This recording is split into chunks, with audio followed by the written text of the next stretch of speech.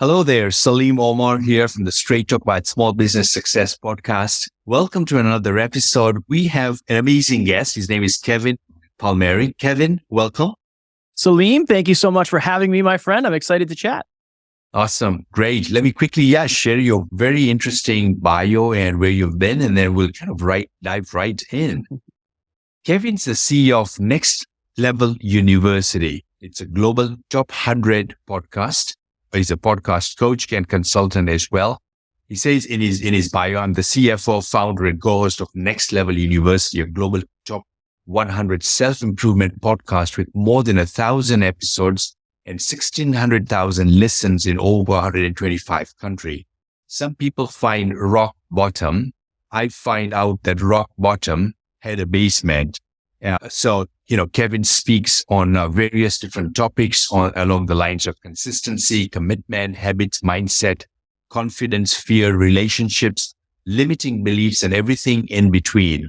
Today he's going to be talking to us, to entrepreneurs like yourself. And I've got a set of questions I want to really grill Kevin on and get some really good stuff from him in terms of entrepreneurship, self-improvement, and finding your purpose. So Kevin, how about this? If you can give us kind of your quick backstory, that'd be a great place to start.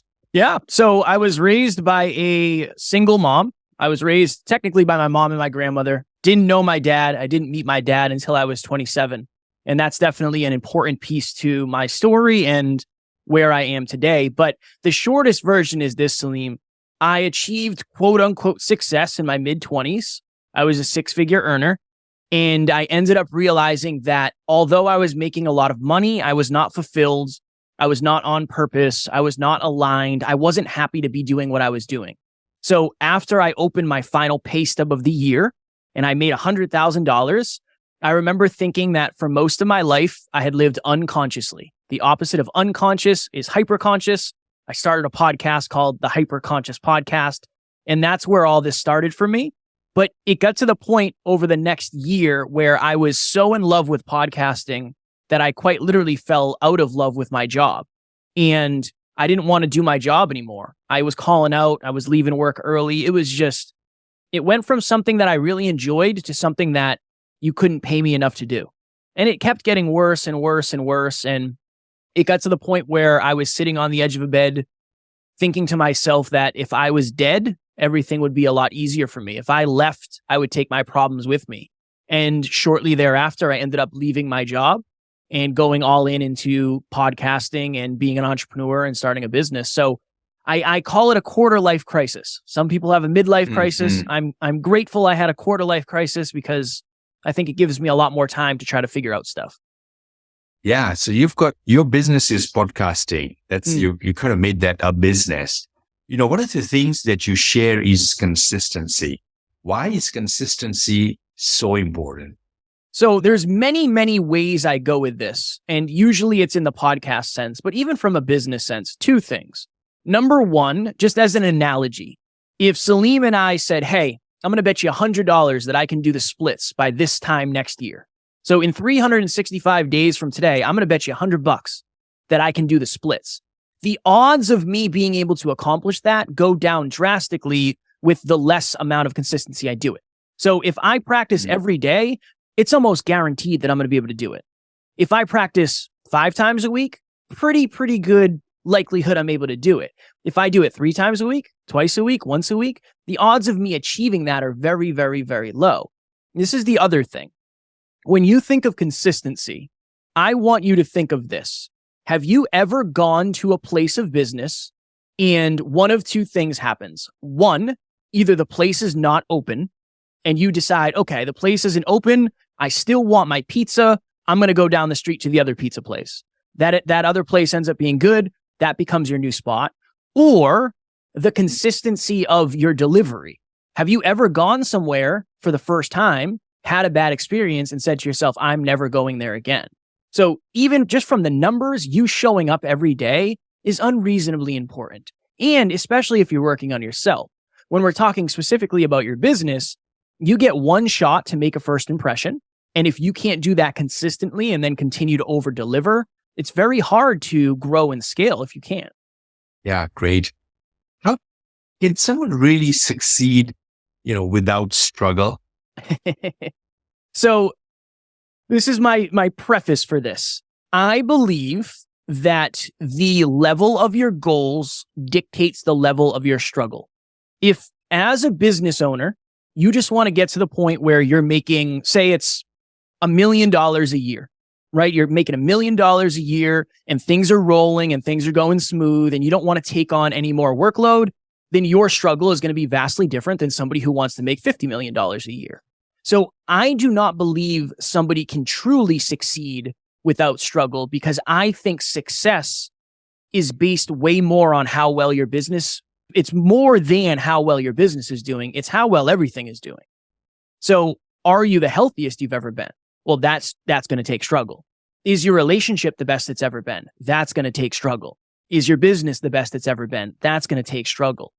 If by definition, growth requires conflict, I think we can expect for there to be some sort of struggle for us to grow. So long answer is that. The short answer, Salim, is you will struggle in direct correlation to the size of your goals, because that's the way the world is set up. Got it. And so let's say that somebody sets big goals. They're a high achiever. They set big goals.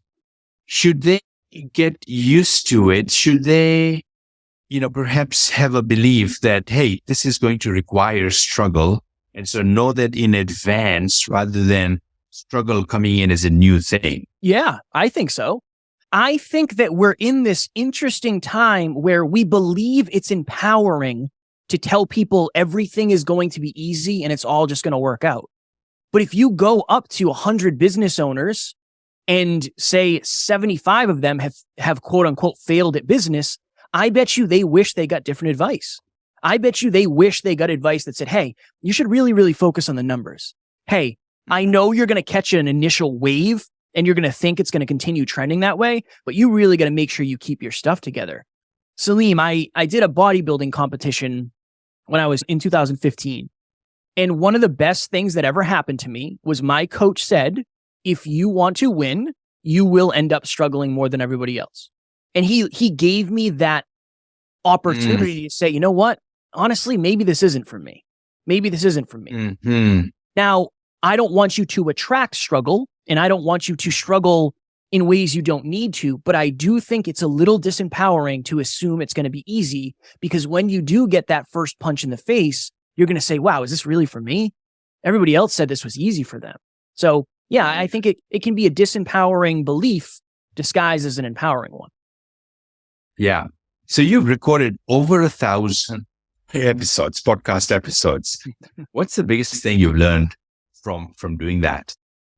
I would say the biggest thing that I have learned is every single person walking the planet has some type of adversity.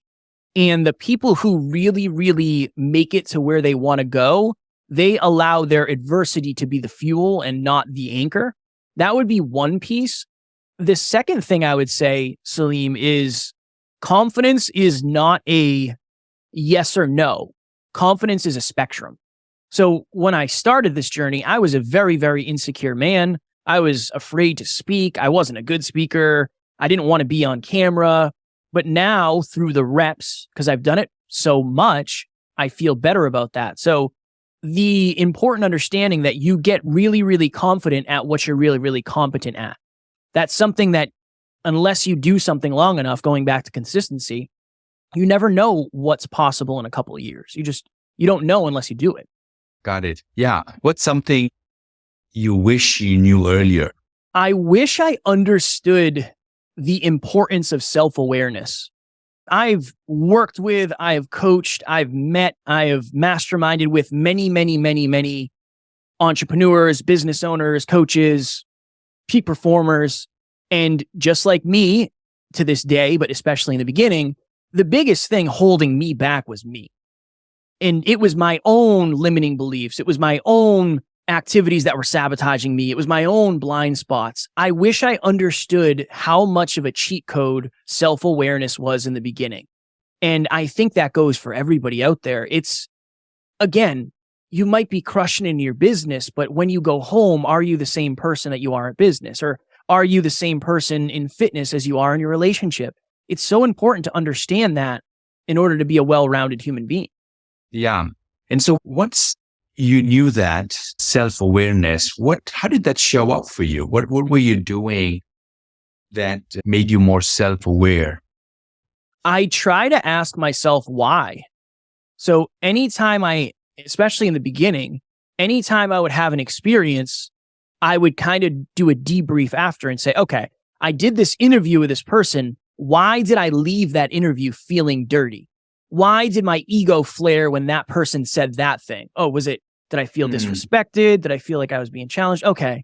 Why did that interview go so smoothly? And why did it feel like we've been best friends forever? I think when you ask yourself why, it gives you an opportunity to dig into the layer below the current layer. And it's one of those weird things where your mind is going to try to convince you that you can't figure out the answer. If you sit with it long enough, you will have new awarenesses. Will it be the answer you want or the answer you need? Maybe not, but it can be a piece of awareness. That's one thing. And then I think the second thing is, and as you mentioned, our podcast is self-improvement. Self-improvement helps you become more aware because you start to understand the world at a deeper level. And then you understand how you fit in the world at a deeper level.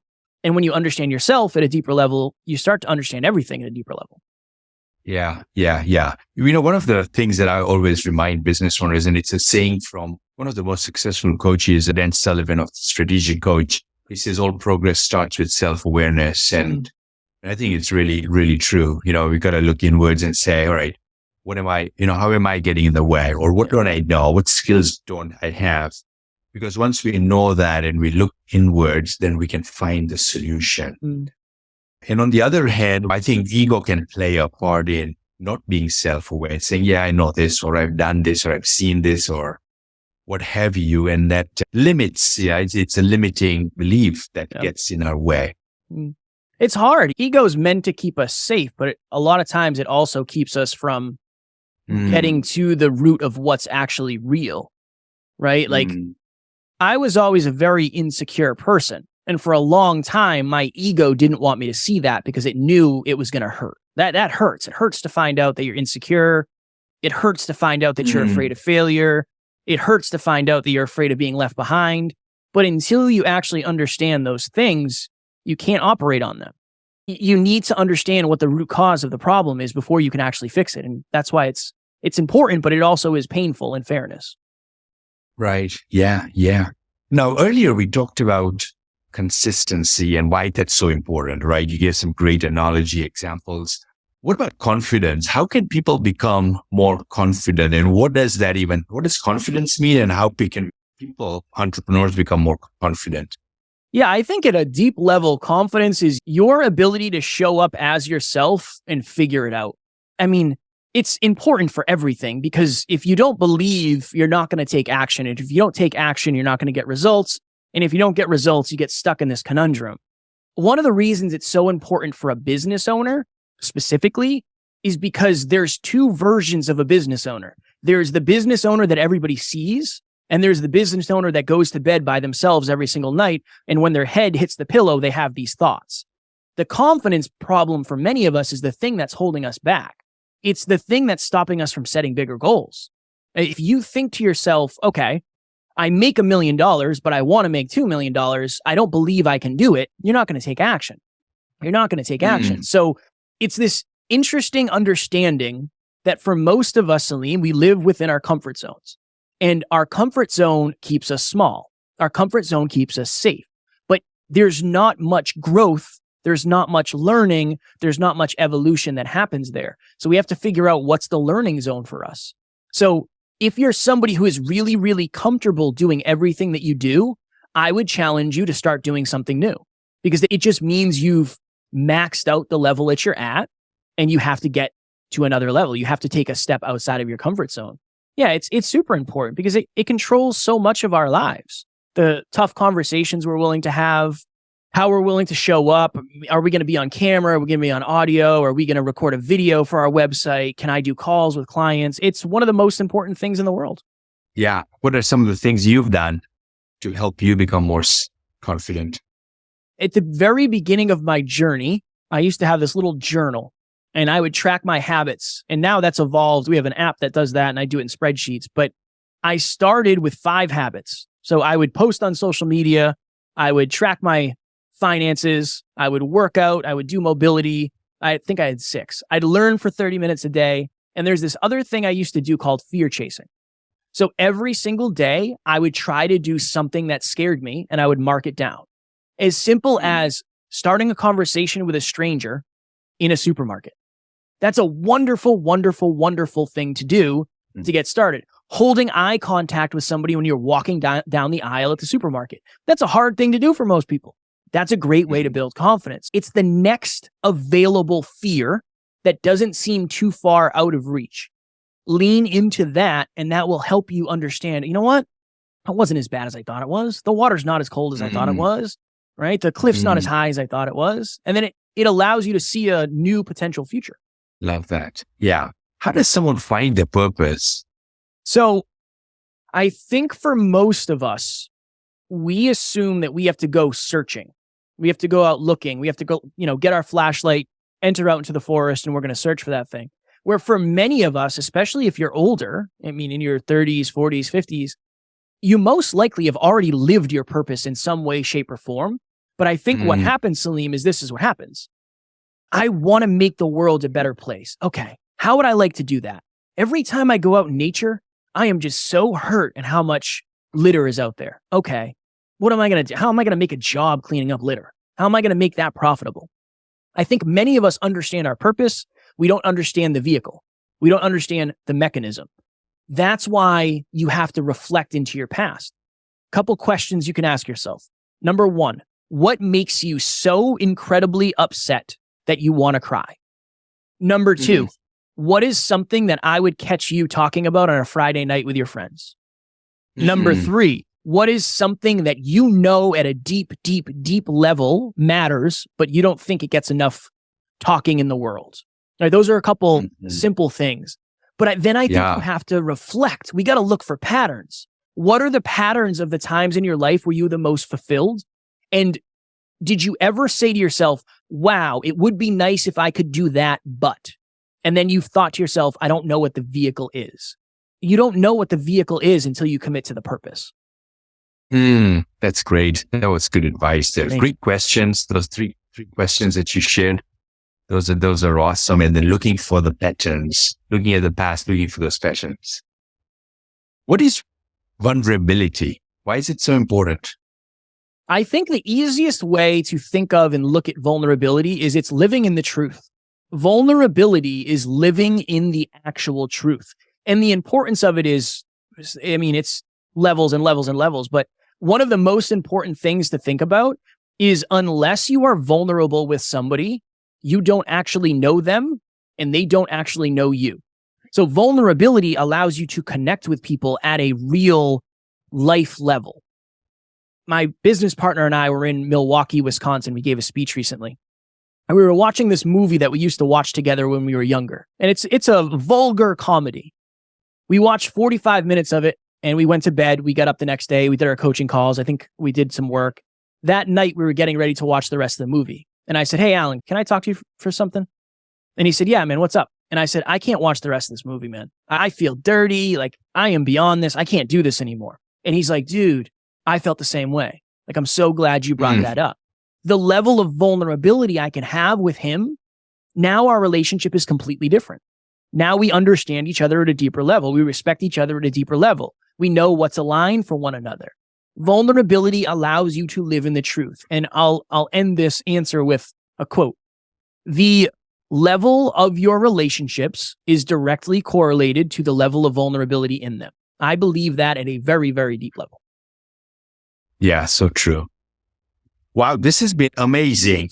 Time's flying. Got a couple minutes left. I got a couple questions for you. What's the most powerful piece of advice you'd give to an entrepreneur? Yeah. Okay. There's 2 things to think of. Many of us, when we start something, we're only looking for direct results. So I showed up today and I only made $50. the understanding that you might have indirect results that are building momentum that you're not going to see for a year, 2 years, 5 years. You have to understand that the businesses that make money in the short run are probably the anomalies. And it's okay if you don't. You have to prepare for the long run. If things happen in the short run, that's great. But the vast majority of time, they don't. So yeah, prepare for the long run and understand big things start very, very small. Prepare for the long run and understand that, continue that sentence. Big things start very things. small. Got it. Yeah. And if you look at all the successful ventures, we look at them in their 15th year or the 20th year or the 25th year when they're successful.